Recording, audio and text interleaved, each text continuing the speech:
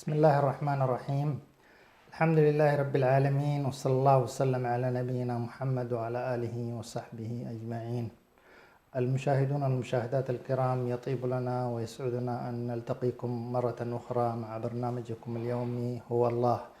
ومن رحاب قناة سلام الفضائية يتجدد اللقاء، وفي بداية هذا اللقاء نرحب بضيف البرنامج فضيلة الشيخ الدكتور حسن سلمان. أهلا وسهلا بكم شيخنا. أهلا وسهلا، مرحبا بكم المشاهدين.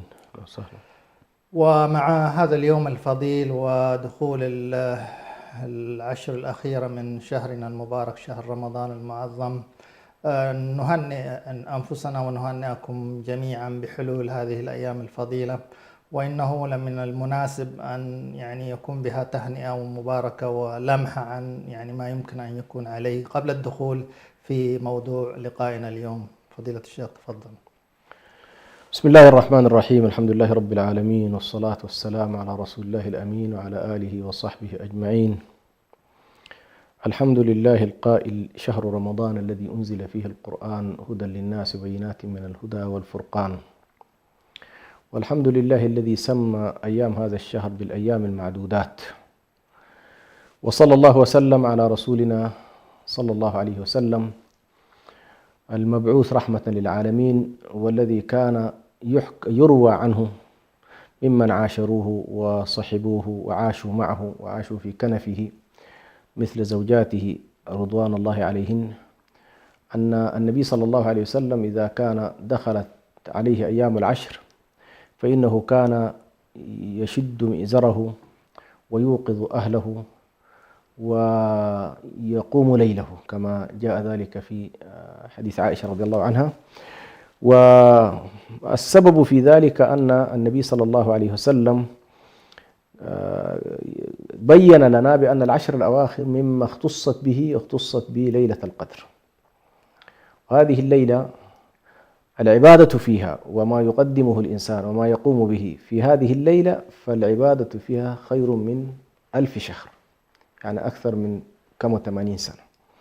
وهذا من فضل الله تبارك وتعالى على هذه الأمة، ومن رحمته بهذه الأمة لقصر أعمارها، فجعل الله سبحانه وتعالى لها المضاعفات في الأجور بهذا الشكل.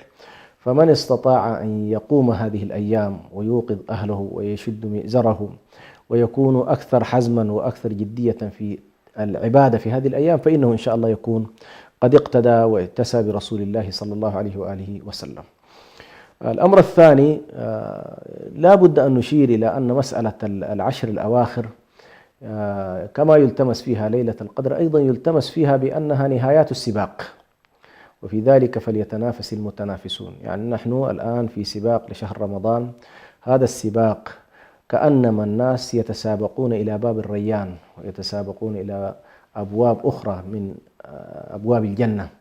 فهذه المسألة تحتاج إلى فهم خاص ووعي خاص، وهو كيف يتم اغتنام هذه الأيام على أفضل ما يكون. فمن كان مثلا له متسع لأن يخفف من أعماله حتى اليومية، واجبات اليوم، حتى الأعمال اليومية، لو أراد الإنسان أو يجد سبيل للتخفيف منها في سبيل أن يملأ أيام هذه العشر، فيكون ذلك من أفضل إن شاء الله الأيام التي يقوم عليها الإنسان. الأمر الثاني، بغض النظر الإنسان سواء قام في بيته قام في المساجد مع الناس، على كل لو أمكن أيضا أن ينوع في يومه في ليلته هذه، والليلة نحسبها من غروب الشمس إلى طلوع الفجر على طريق الآية المعروفة يعني. فمجرد أن دخل مغيب اليوم في اللي هو الليلة، فإن ذلك يكون مدخل للإنسان لكل الأعمال التي إن شاء الله توضع في هذا الميزان الذي نتكلم عنه. فيمكن للإنسان أن يصل رحمه، ويمكن للإنسان أن يتصدق، ويمكن للإنسان أن يتفقد الفقراء والمساكين.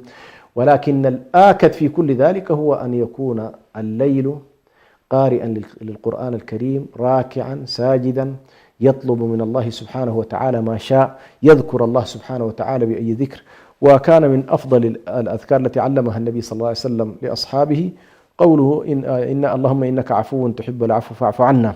سألت عائشة: ماذا نقول إذا شعرنا بأن هذه هي ليلة القدر؟ فقال: قول اللهم إنك عفو تحب العفو فاعف عني. أو فاعف عنا. فعلى كل إنسان إن شاء الله يكثر ما شاء ويطلب ما شاء ويضع مطالبه بين يدي الرحمن جل جلاله، فإن الله سبحانه وتعالى يحب العبد الذي يلح عليه. الله يغضب إن تركت سؤاله، وبني آدم حين يسأل يغضب، لا تسألن بني آدم حاجة وسل الذي أبوابه لا تحجب. فابن آدم بطبيعته إذا أكثرت عليه السؤال يغضب أو يتذمر، خاصة إذا كان ما متعود أنه يعطي ولا يحب دائما. الإنسان هكذا سبحان الله طبيعته، إلى أن يتحول بأن يرى ما عند الله خير له وأبقى. حينها يمكن للإنسان سبحان الله أن يستريح عندما يأتي إليه الناس لقضاء حوائجهم. فكان بعض المشايخ رحمهم الله وحفظ من كان حيا منهم كانوا يقولون بأن الإنفاق والأعمال الصالحة تتحول في مرحلة من المراحل إلى أن الإنسان يستلذ بها. فلا يتضايق الإنسان من عطائه، ولا يتضايق من هباته، ولا يتضايق من إنفاقه وهو يعطي الناس. بل كان بعضهم يقول الحمد لله الذي جعلنا في الموطن الذي نسأل فيه ولم يجعلنا في موطن نسأل فيه الناس. فهذا من فضل الله على الإنسان. فتصور لو أن الله أقامك في مقام السائل، ماذا كان يكون شعورك؟ ولكن حكمة الله أنها أقامت كل إنسان في المقام الذي يعلمه الله له خير.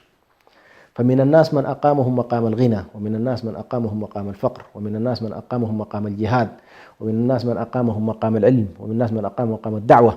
كل ذلك لأن الله يعلم حال الإنسان. فمنهم من أردت أن تخرجه من مقامه الذي هيأه الله له، ومن ميدانه الذي هو الميدان الصالح له بعلم الله، فإنك ربما أفسدته. ولذلك هذه من المسائل المهم جدا يلتفت إليها الإنسان، ويتعرف أيضا من خلال ذلك إلى أن الله سبحانه وتعالى اختياره لعبده طريق معين أو هيئة معينة أو شكل معين أو طريقة معينة، فإن اختيار الله له خير من اختياره لنفسه. هذه كلها لا بد إن شاء الله أن نستحضرها ونحن نستقبل هذه العشر. واليوم الليلة هذه خاصة ليلة 21 وهي ليلة الجمعة في نفس الوقت. وكان بعض أهل العلم يشيرون إلى أنه إذا صادفت جمعة في العشر الأواخر، وطبيعة أن تصادف، فقد تكون ليلة القدر في مثل هذه اليوم واردة، لأنها وترية، فهي وترية وهي جمعة. نعم. فعلى كل الإنسان إن شاء الله يحيي كل الأيام، هذا الأفضل والأجدى. لكن الذي لا يتيسر له فليقتطع على الأقل جزءا من أوقاته حتى يدرك الليالي الفردية أو الليالي الوترية. بارك الله فيكم على هذا الحث وعلى هذا التوجيه والاهتمام بهذا الموسم المبارك، ونحن نعيش بركات آخر الشهر. نسأل الله سبحانه وتعالى أن يوفقنا فيها لأداء العمل الصالح على الوجه الذي يحبه الله عز وجل. ونحن مع برنامج هو الله يطيب لنا، أي فضيلة الشيخ والمستمعون المشاهدون الكرام، أن يكون الحديث اليوم وما يتعلق بالمثل القرآني. يرد في كتاب الله عز وجل كثير من الأمثال التي الله سبحانه وتعالى يضربها لنا يعني أشياء تقتضي حقيقة من العبد وهو يتلو كتاب الله أن يتأمل وأن يتدبر هذه الأمثال، لكثرتها أيضا دلالات، ولضرب المثل في البداية حتى يكون المدخل مدخلا تعريفيا. نحب أن نعرف ما المثل، ما المقصود بالمثل، وبعد ذلك إن شاء الله نواصل في محاور هذا اللقاء وهذا الموضوع إن شاء الله. بارك الله فيكم. طيب، بالنسبة للأمثال أو المثل، أول هو يعني من الأمور التي اعتنى بها القرآن بشكل كبير، ويبدو سواء كان ذلك كان سائدا في الحالة العربية أو كان ذلك أسلوبا من الأساليب أيضا اللغوية يهتم بها أهل اللغة العربية على وجه التحديد، لأن القرآن كل الأشكال والصيغ التي كانت على كل تعرفها العرب أتى بها. جميل. يعني صيغ التشبيه والاستعارة والكناية وأشياء كثيرة جدا، ومنها أيضا ضرب الأمثال. جميل. فالعرب كانت تجيد هذا النوع، ولها وكل الأمم بشكل عام فكرة الأمثال تجدها في كل الأمم بأشكال مختلفة. كل إنسان، حتى المثل الواحد أحيانا يكون يعني شبه عالمي، بس كل إنسان يعبر عنه بإيه؟ بطريقة معينة، بلغة معينة. فمسألة المثل في اللغة وفي الاصطلاح القرآني قد لا يكون متباعد، لكن في اللغة على وجه التحديد تعني الشبيه والنظير. لكن الشبيه أقل في التمثيل الحقيقي من المثيل. المثيل يكاد يكون تطابق في الأوصاف، والشبيه لا، ليس هنالك تطابق كامل، ولكن في تقارب في الشكل، تقارب في الأمر. طيب في إطار اللغة لما الإنسان يقول لك والله هذا مثال، فإنما هو يريد أن يقرب لك صورة ذهنية تعبر عن الواقع أو تمثله. تمثل الواقع الذي أنت يريد هذا المثل أن يقربه إليك. هذه الصورة باختصار. يعني في اللغة لما أنا أقول الله، أو حتى في الرياضيات، مثال يقول لك المعلم يكتب مثال ويورد مسألة معينة ثم يعالجها لتكون هذه نموذج لإيه؟ لما ينبغي أن تحل عليها أنت باقي الأسئلة الواردة في الامتحان أو غيرها يعني. فهذا من حيث اللغة. أما من حيث الاصطلاح القرآني، أولا نلاحظ بأن القرآن وردت كلمة مثل أو أمثال أو مثلات أو يعني مشتقاتها أكثر من 176 مرة في كتاب الله. يعني أنت أمام مشهد واسع من الآيات والحديث عن تارة على كل الصيغ تختلف، لكن تأتي أحيانا بالأمثال، وتأتي أحيانا بمثل، وتأتي أحيانا بكاف التشبيه. يعني تجد السياقات عديدة على كل في هذا الموضوع. لكن يعني لما نأتي إلى استخدامها في القرآن الكريم تجد أنه والله عندها مجموعة دلالات. واحدة من هذه الدلالات هو العبرة. واحدة منها مثلا السنة أو السنن أو السنن. فتجد أيضا هذه مستخدمة على كل في القرآن الكريم، وغالبا يدور حول الصفة أو النموذج أو النظير، نظير الشيء. هذه كلها يستخدمها القرآن على كل. ثم لما تجي والله تحشد كل هذه الدلالات التي ذكرناها، تجد بأن القرآن الكريم جمع لنا جملة من النماذج في الأمثلة. وهنالك مثلا النموذج الحسي، وهو أن الله تبارك وتعالى يضرب أمثال حسية، مثلا الصواعق، المياه، أشياء أنت فعلا تلمسها، يعني هي من الواقع المشاهد أمامك. مثل الحياة الدنيا كماء إن أنزلناه من السماء. المثل مضروب بشيء بشيء مادي حسي، يستطيع الإنسان بحواسه يدرك هذا المثل. هنالك أمثال ليست حسية ولكنها معنوية. إذن الأول يكون للتقريب نقدر نقول. أيوة. نعم. هذا مثلا النموذج الحسي هو للتقريب. الإنسان يعني كل ما كان أمامه الشيء يستطيع أن يدرك المثال. والنوع الثاني يكون المثال فيه معنويا وليس حسيا، يعني أنت لا تستطيع أن تلمس الشيء. يعني مثلا لما يضرب الله تبارك وتعالى مثل عن المشرك ومن يشرك بالله، يعني الصورة بتاعت كأنما خر من السماء فتخطفه الطير أو تهوي به الريح. هذا مثل معنوي. نعم. مش كده؟ مثل معنوي. فعلى كل الأمثال إما أن تكون مادية، إما أن تكون حسية، إما أنها تخلط بين هذا وذاك. ويمكن أن تصنف. يعني كثير من الأمثال العلماء يصنفوها إنه هذا المثل مادي وهذا المثل معنوي، وهذا المثل نتوقف فيه مثلا لأنه فيه صفتين، يعني قد يكون فيه جزء من هذا وجزء من هذا. وتكاد تدور عموما الأمثال في هذا السياق، فتأتي أحيانا في أمر يتعلق بالعقيدة، وتارة في أمر يتعلق بالعبادة، وتارة في أمر يتعلق بالأخلاق. يعني حتى الأمثال نماذج لكل مسارات الدين. يعني إذا اعتبرنا الدين فيه عقائد، فيه عبادات، فيه شعائر، فيه كذلك أخلاق، فالأمثال سبحان الله تكاد تكون غطت كل هذه المساحات. يعني في أمثال إذا أردت أن تقرأها بتلقى هذه لها علاقة بالعقيدة. نعم. مثلا لها علاقة بالعقيدة، ومثل آخر مثلا له علاقة بالشريعة. وإن شاء الله ممكن لما نقف على بعض الآيات ستلاحظ بأن هذه الأمثال عموما لها علاقة إما بالأخلاق، إما بالعقيدة، أو بالأعمال الصالحة. هذه تقريبا نماذج على كل في صورة المثل، سواء كان في الإطار اللغوي أو في إطاره الاصطلاحي. جميل جدا.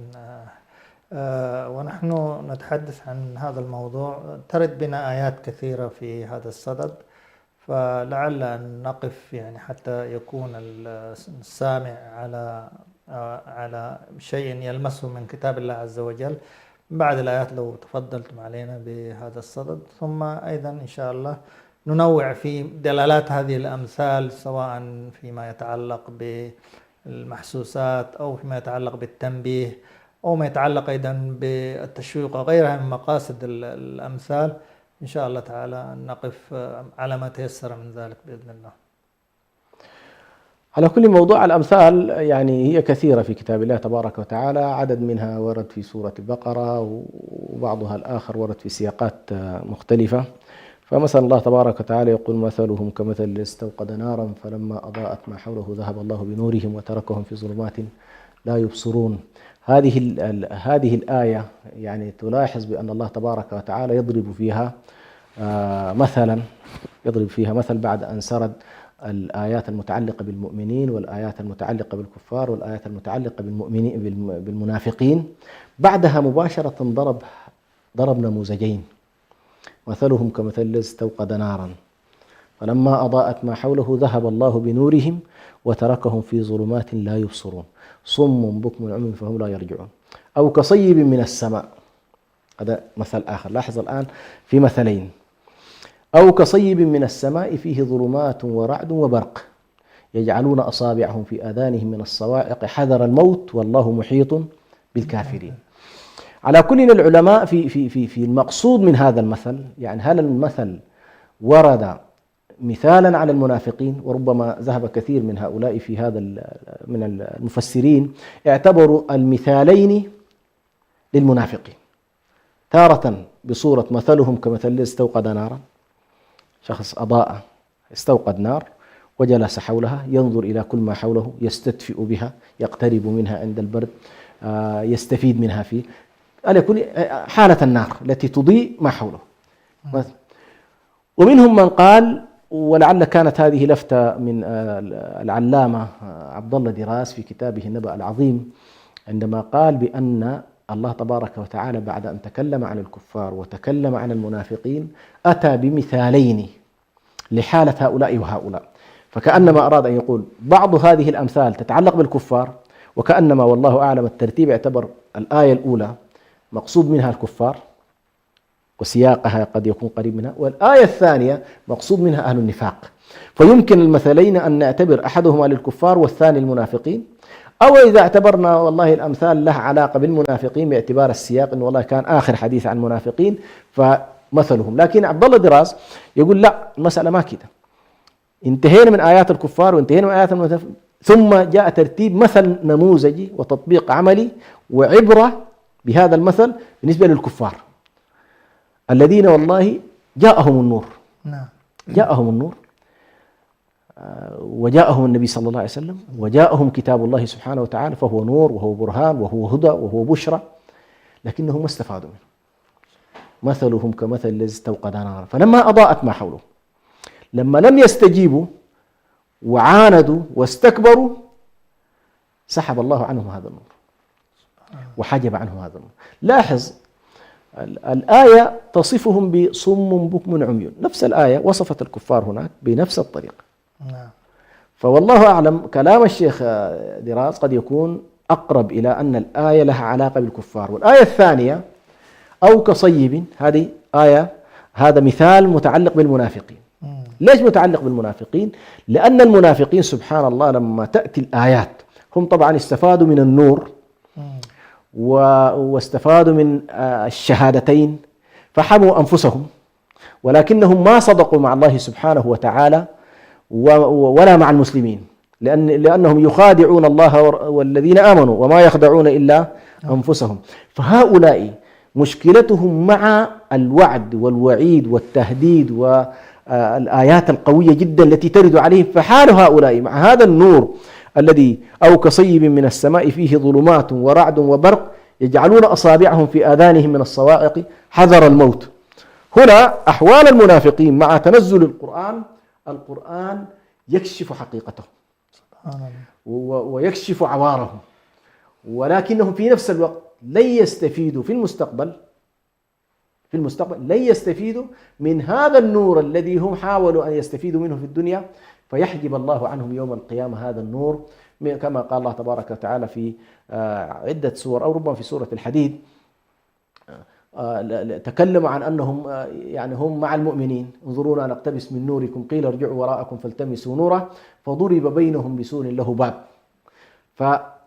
لأنهم كانوا مع المؤمنين وكانوا يخادعون في الدنيا، تصوروا بأن هذا النور الذي يتمتع به أهل الإيمان يمكن أن يكون أيضا لهم، لكن الله تبارك وتعالى هنا يقول بأن قوارع القرآن الكريم، ترهيب القرآن الكريم، هذا التنزل الذي يكشف حقائق المنافقين، فإنه أشد وقعا على هؤلاء من حالة الرعد والبرق والخوف الذي يصاحب أحيانا بعض الناس عندما تشتد الحالة بهذا. فأنت أمام نموذج سبحان الله، نموذجين أو مثالين. مثال الأول مثلهم كمثل الذي استوقد نارا، والمثال الثاني أو كصيب من السماء. سواء تعاملت أن والله المقصود هي فئة المنافقين، أو كان المقصود لا، نموذج لحالتين، حالة الكفار بأصنافهم وحالة المنافقين، فهؤلاء لهم خطاب وأولئك لهم خطاب.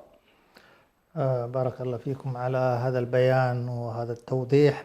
فضيلة الشيخ، الأمثال حقيقة يعني تكون متنوعة، وأحيانا تكون بأشياء لها قيمة ولها يعني مرتفعة المعاني، وأحيانا تأتي أيضا بأشياء ربما قد تكون حقيرة ووضيعة يعني. ولهذا يعني المثل الله سبحانه وتعالى مهما كان قدر هذا ضرب به مثل له دلالات ولهذا ربما يعني نقرأ إن الله لا يستحي أن يضرب مثلا ما بعوضة، وأيضا بالذباب أيضا ضرب مثل. فليتكم تبينوا لنا مثل هذه الأمثال أيضا، ويعني الله عز وجل يضربها أيضا لحكم ومعاني حتى نكون نقف منها على دلالات مناسبة. نعم. هو أولا سبحان الله التبسيط والتهوين من خلق الله تبارك وتعالى، صغر أو كبر، هو دلالة الجهل. سبحان الله. يعني الإنسان لم يدرك حقيقة ما الذي أمامه. فأنت لم تنظر إلى البعوض مثلا أو إلى الناموس أو إلى الذباب في صورة الخلق الدقيق. يعني لاحظ اليوم نحن وفي ظل التكنولوجيا تجد بأن الأمر كلما كان صغيرا ولكنه استطاع أن يحتوي على يعني مواصفات كبيرة وكثيرة جدا، كلما كان عند الناس والله هذا قيمته عالية، مش كده؟ يعني كلما كان كبير لا يلتفت إليه، لأن أنت الآن ماشي في اتجاه الجودة وقلة المحمول. فالله تبارك وتعالى يقول أول كيف أستحي وأنا قد خلقت هؤلاء، خلقت الذبابة وخلقت البعوضة، خلقت هذه وخلقت. لماذا لم تنظروا إلى العلم في الخلقة نفسها؟ علمي في هذا المخلوق، قدرتي في هذا المخلوق، عظمتي في هذا المخلوق. يعني سبحان الله فعلا لما الآن يعني وضعوا البعوض على المجهر، نعم، اتضح أن الأمر المثال ليس سهلا. مثال بالبعوضة، تصور أن أنت والله في هذه البعوضة في كل ما يمكن أن يكون في الإنسان، مثلا نعم، فيها العيون وفيها الشرايين وفيها الأوردة وفيها كل هذه، في هذه خصائص البعوضة خصائص الحياة كلها. نعم سبحان. فالله عز وجل يقول أنا لا أستحي مما خلق بل أضرب به المثل ولا أستهين به، وعليكم أيضا أن تتفكروا في حكمتي وعلمي وقدرتي وعظمتي في هذا المخلوق الصغير. فضرب الله المثال بالبعوض وضرب المثال كذلك بالذباب. ضرب المثال بالذباب في إن والله هذا الذباب اللي أنتم والله ترونه لا شيء، لكنه إن أخذ منكم شيء لا تستطيعون أن تستردونه منه، مع أنه هو ضعيف صحيح، لكن إذا كان والله أخذ شيء فلو اجتمعتم جميعا أهل الدنيا كلهم ما تستطيعوا أن تأخذوا ما سلبه منكم هذا الذباب. إذا أنتم ضعفاء أمام هذا المخلوق الذي ترونه مخلوقا ضعيفا. ولذلك قال في ختامه قال ضعف الطالب والمطلوب. هنا نلاحظ بأن الله تبارك وتعالى يعني ضرب المثل بتاعت الذباب في أنه والله الذي يعتمد على غير الله تبارك وتعالى في دعائه وفي نصرته وفي توكله وفي استعانته وفي كل ما يحتاجه الإنسان، اعتمد الإنسان على شركاء أو على غير الله تبارك وتعالى، فإن ذلك حاله كحال هذه الذبابة التي أخذت شيء لا تستطيع أنت أن تسترد. أيضا من الأشياء الصغيرة أو يظنها الناس كذلك، ضرب الله بها مثل العنكبوت. سبحان الله. ضرب مثل ببيت العنكبوت أيضا بنفس الشيء في قضايا التوحيد. في قضايا التوحيد، يعني من يعتمد على شركاء على مخلوق من مخلوقات الله مهما عظم، فإن هذا المخلوق حاله كمثل العنكبوت اتخذت بيتا، وإن أوهن البيوت لبيت العنكبوت لو كانوا يعني. فالله تبارك وتعالى يضرب الأمثلة بهذه الأشياء البسيطة الصغيرة، ويضرب كذلك بالمجرات الكبيرة. يعني الله تبارك وتعالى ضرب المثل بما في السماوات وبما في الأرض، الأمثال واسعة. ولكن ما ترك الله تبارك وتعالى الصغير الذي نراه صغيرا في أعيننا، ولكنه يمكن أن يكون مدرسة نتعلم منها، نستفيد منها، نتربى عليها. انظر إلى هذا المخلوق الصغير وكيف يفعل. تدبر في عالم النحل، تدبر في عالم النمل، هذه كلها، حتى النمل الذي ذكره الله تبارك وتعالى في سورة النمل، هذه فيها حكمة عظيمة جدا. عندما نملة تحاول أن تنقذ قومها وتقول بأن والله سليمان، هي تخشى على قومها من أنه يطأهم سليمان وجنوده وهم لا يشعرون. فكلها على كل دلائل، رغم بساطتها ورغم صغرها ورغم قلة حجمها، لكن فيها آيات عظيمة جدا، وما يعقلها إلا العالمون. وكان السلف رضوان الله عليهم لما يتلو مثل هذه الآية يقول: إذا وقفت على مثل ولم أفهمه ولم أستوعب معناه ولم أقوص في المعاني العميقة فيه، يقول: أحزن حزنا شديدا، بل ربما يبكي بين يدي الرحمن، يقول: لأني ما عدت من العالمين. يعني لأن هذه الأمثال، يقول: لعلكم تعقلون، لعلكم تتفكرون، لعلكم ما يعقلها إلا العالمون، ما يعقل. فهذه كلها الله تبارك وتعالى يصف بها أصنام. كما أنه هذه كائنات حية، ضرب الله لنا أيضا بالجمادات. ضرب هذه الأشياء ذكرنا في عالم الحيوان، مش كده؟ ضرب الله تبارك وتعالى أيضا الأمثال بالجمادات، مش كده؟ هذا الله تبارك وتعالى يقول: لو أنزلنا هذا القرآن على جبل لرأيته خاشعا متصدعا من خشية الله، وتلك الأمثال نضربها للناس لعلهم يتفكرون. سبحان الله. فإذا هو يقول لك: والله أنت ما استفدت من عالم الحيوان، هذه الكائنات الصغيرة متوسطة في بيوتها، في شخوصها. طيب اذهب إلى الجمادات. سبحان الله يقول لك: والله هذه الجمادات فيها، ويقول: قلوبكم هذه قست أشد من قسوة الحجارة. لماذا؟ لأن الحجارة يقول: إن منها لما يشقق فيخرج من الماء، وإن منها لما يهبط من خشية الله. ففيها تفاعل مع أمر الله، تفاعل مع حكمة الله، تفاعل مع آيات الله المتنزلة عليها. الله تبارك وتعالى كل هذه السماوات والأرض قال لها ائتيا طوعا أو كرها، قالتا أتينا طائعين. فالله تبارك وتعالى يضرب لنا الأمثلة في عالم الحيوان، يضرب لنا الأمثلة في عالم الجمادات، ويضرب لنا المثال بالإنسان نفسه. يا سلام. يضرب لنا بالمثال بالإنسان، مثلا عبد فيه شركاء متشاكسون، فضرب لك نموذج توحيدي، وهذا واحد من النماذج المعنوية، قد لا يكون المثال لتقريب المعنى. فيقول لك: والله هذا العبد المتشاكس فيه ما بين أرباب متنازعون، حالته ليست كمن وحد سيده فيتلقى مصدر التوجيه ومصدر القرار من جهة واحدة. يا سلام، بارك الله فيكم. سبحان الله، يعني كلها لتدلنا يعني هذه على عظمة الله سبحانه وتعالى في خلقه.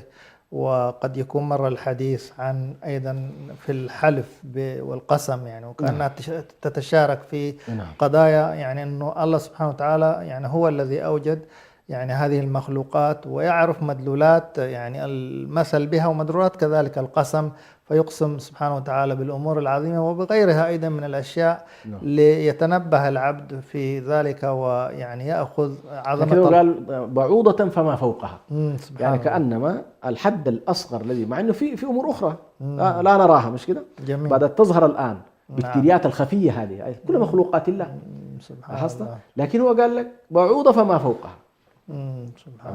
الله سبحانه وتعالى خلق البعوضة وخلق ما فوقها، فيضرب الأمثلة بما شاء من مخلوقاته للدلالة عليه. سبحانه كيف وتعالى. تدلنا هذه الأشياء. لكن للأسف طبعا من يعني قسى قلبه أو حجب عن نور الإيمان وحجب عن نور الحق، فإن هذا بلا شك لا تنفع معهم الأمثال ولا ينفع معهم التقريبات. بارك الله فيكم. هنالك أيضا من أنواع المثل أمثال للكلمة الطيبة والكلمة الخبيثة، يعني أيضا ألم ترى كيف ضرب الله مثلا كلمة طيبة كشجرة طيبة. هذا المعنى أيضا يعني لعلنا نقف يعني فيه هذا المثل، يعني الكلمة الطيبة وأيضا يعني الشجرة الطيبة، وبالعكس أيضا يعني في الدلالة لينبهنا أيضا على أثر الكلمة، والإنسان يكون أيضا في كلامه تأثير الكلمة، ويعني والرابط بالطيبة وبالخبيثة. بارك الله فيكم. نعم، هذه الآية طبعا في سورة إبراهيم. ألم ترى كيف ضرب الله مثلا، مش كده؟ نعم. كلمة ألم ترى كيف ضرب الله مثلا كلمة طيبة كشجرة طيبة أصلها ثابت وفرعها في السماء تؤتي أكلها كل حين بإذن ربها. طبعا هذه ضربها الله تبارك وتعالى. الكلمة الطيبة هي كلمة لا إله إلا الله. نعم. هذه الكلمة التي لا يتأسس بنيان الإنسان ولا شجرته التي يريد أن يؤسسها ويسقيها ويرعاها ويتعهدها، لتكون هذه الشجرة هي الشجرة التي يعني يجعلها بين يدي الرحمن جل جلاله، لتكون هذه عمله الصالح الذي يدخل به إن شاء الله أو يكون سببا في نيل رحمة الله تبارك وتعالى ونيل جنة الله عز وجل. فالله تبارك وتعالى يضرب بهذه الكلمة التي كلمة التوحيد التي لا يتأسس عمل بغيرها. نعم. ولن تكون جذور أي عمل يعني قائمة إلا أن تقوم الأصول بطبيعة الحال. فالله عز وجل يضرب المثال بكلمة لا إله إلا الله. وإذا اعتبرنا أيضا أي كلمة طيبة، إن كان المراد هنا على كل هي كلمة التوحيد، أصلها ثابت وفرعها في السماء.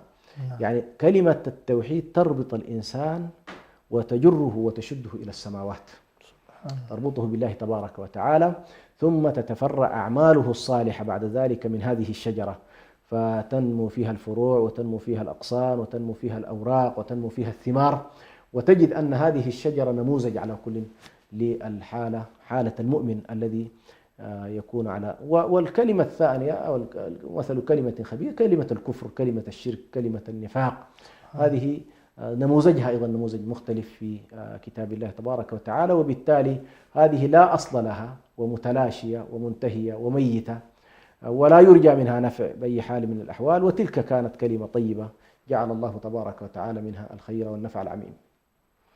بارك الله فيكم. ونحن أيضا نتلمس الأمثال وضربها، لعل أيضا أن نشير إلى موضوع مهم، هو موضوع الإنفاق والحث عليه، وكيف أن الله عز وجل أيضا ضرب فيه مثل، يعني في قوله تعالى مثل الذين ينفقون أموالهم في سبيل الله كمثل حبة أنبتت 7 سنابل. فيعني ونحن أيضا في شهر تضاعف الأعمال وشهر الإنفاق والحث عليه. هذا المعنى أيضا جميل، لعلنا أيضا يعني يمكن أن نقف حوله ونتلمس أثر هذا المثل الجميل الذي يربي فينا هذه القيمة، قيمة الإنفاق، وكيف أن الإنسان يعني يتضاعف له إنفاقه بهذا القدر الضخم حقيقة الذي يحث على البذل. نعم. نعم، هنا سبحان الله الآيات أيضا من الأمثال المهمة في سورة البقرة. نعم. مثل الذين ينفقون أموالهم في سبيل الله كمثل حبة أنبتت 7 سنابل في كل سنبلة 100 حبة والله يضاعف لمن يشاء والله واسع عليم. هنا سبحان الله يعني الله تبارك وتعالى يضرب المثال لمن يقدم شيئا منفقا في سبيل الله تبارك وتعالى، خاصة المال. والآيات طبعا هنا من الآية هذه بدأت في سورة البقرة تتناول الشؤون المالية فيما يتعلق بالإنفاق. فضرب الله تبارك وتعالى هذا المثال، وهو أن الذي ينفق في سبيل الله كمثل حبة. يعني إذا عندك ريال واحد اعتبر حبة ريال. نعم. أنبت 7 سنابل 7 ريال في كل سنبلة. هذه يعني كأنما البذرة التي بذرتها تحولت إلى 7، والسبعة هذه كل واحدة منها تنبت في كل سنبلة 100 حبة. لاحظ يعني 700 ضعف وما زاد على ذلك، خاصة موضوع الصيام طبعا أكبر من ذلك. لكن هنا تحديدا موضوع الإنفاق الله تبارك وتعالى يحث الناس. لاحظ بهذا المثال ممكن ندخل إلى إنه الأهداف التي تقصد عموما من الأمثال.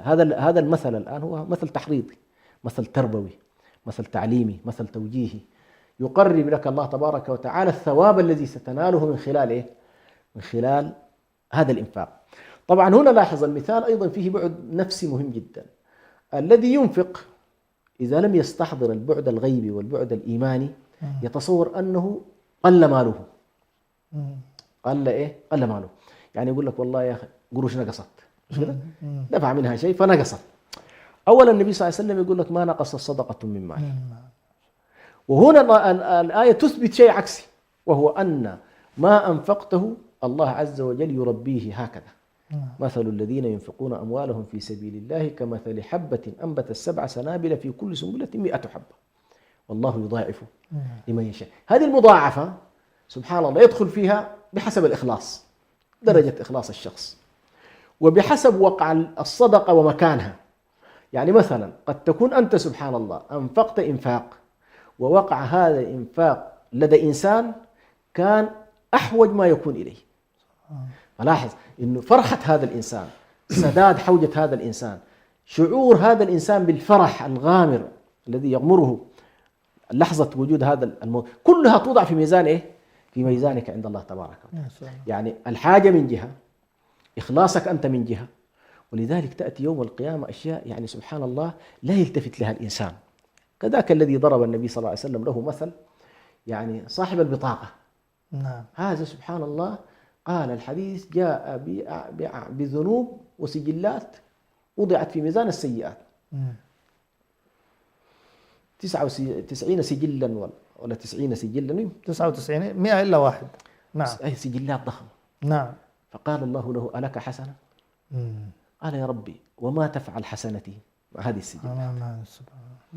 قال اليوم لا يظلم عندنا أحد، إذا لك حسنة فيقول لا أذكر. نسي سبحان الله البطاقة التي إيه مكتوب عليها لا إله إلا الله. هنا سبحان الله لفتة مهمة جدا يعني يلفت إليها الشيخ الإسلام ابن تيمية عليه رحمة الله، يقول انظر إلى هذا لما وضعت بطاقته في ميزان الحسنات. يقول رجحت كفة هذه الكلمة في مقابل كل هذه السجلات. سبحان الله. طيب ما الذي يجعل هذا الشخص ترجح كفته وكفة ميزانه بهذه اللحظة، في هذه اللحظة بالكلمة أو بالبطاقة المكتوب عليها لا إله إلا الله؟ وهنالك في تصورنا معروف هنالك من قال لا إله إلا الله وله لكن كبائر يعذب إيه في النار. لاحظت؟ في ناس تعذب. طيب هم قالوها.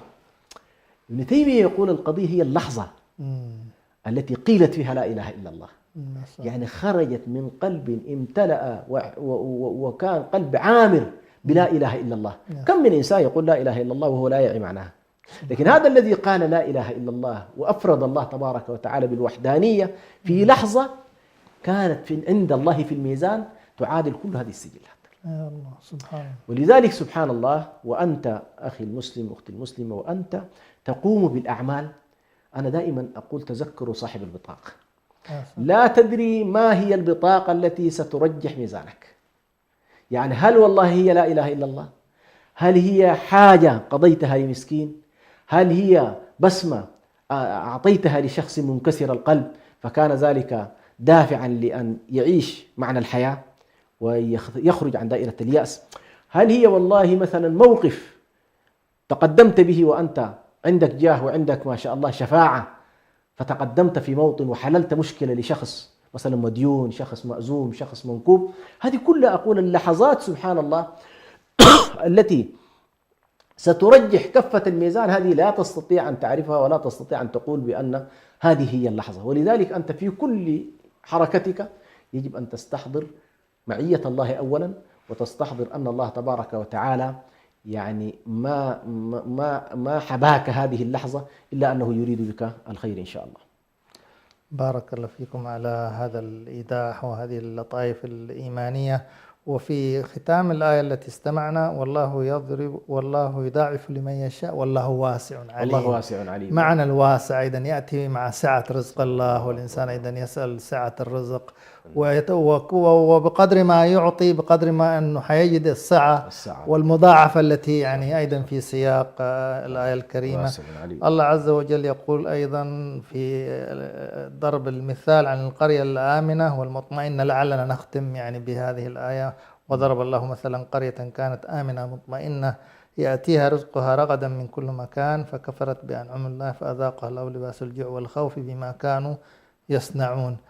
فلعل أيضا نقف مع هذا المثل للدلالة نعم، والعبرة. هذه سبحان الله، هذا نموذج عموما، هذا نموذج للقرى والقرية هنا على كل تصلح بعد كده أن تكون تضرب بها مثل للمدينة، تضرب بها للمجتمع الضخم، تضرب بها الحضارات كلها. الحضارات أو المجتمعات دائما سبحان الله إما أنها تسير في مسيرة الخير ومسيرة الحق والعدل، وإما أنها تسير مسيرة الشر والضلال والغواية وما أدراك. هؤلاء ينتهي بهم الأمر إلى أودية الضلال والتيه، وأولئك تنتهي بهم سبحان الله إلى سعة رحمة الله تبارك وتعالى وإلى جنة الله عز وجل. فهذه القرية التي يعني كفرت بأنعم الله تبارك وتعالى، وموضوع الأنعم هذه حقيقة الإنسان عليه أن يقف عندها كثيرا.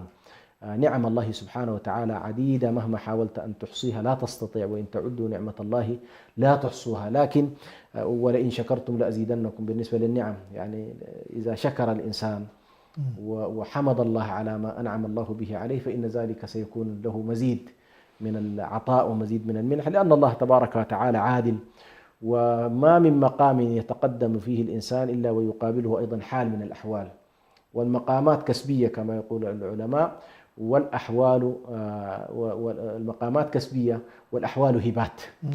فأنت كلما ارتقيت في مقام من مقامات هذا الدين إلا ومنحك الله من هباته كالسكينة والطمأنينة والفرح والاستبشار والنعيم المقيم عند الله سبحانه وتعالى. ولكن عموما سبحان الله هذه الحالة التي نتكلم عنها الله تبارك وتعالى يمنح بعض الناس العيش في جنته الدنيوية.